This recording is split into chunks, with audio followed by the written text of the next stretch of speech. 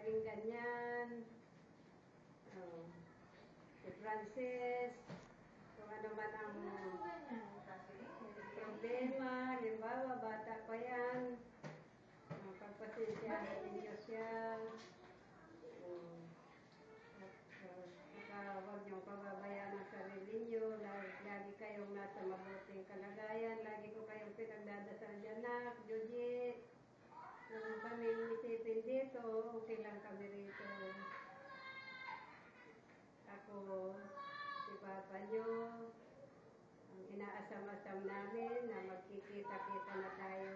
Jujit, sana magkikita-kita na tayo sa personal. Talaga yan ang inaasam-asam namin. Darating ang araw.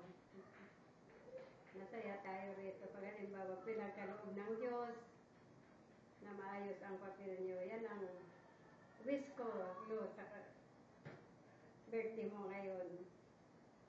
Ingat kayo lagi naka. At dinadasal ko lagi. Lagi masaya kayo. Walang problema. Happy birthday ulit na. Mahal na mahal namin. Kayong lahat dyan. So, kahit hindi ko laging sasabihin sa'yo. Alam mo na yan. Mula bata ka hanggang hangga. Alam mo naman kung gaano ka namin kamahal yan, anak ang lagi mong isa-isip.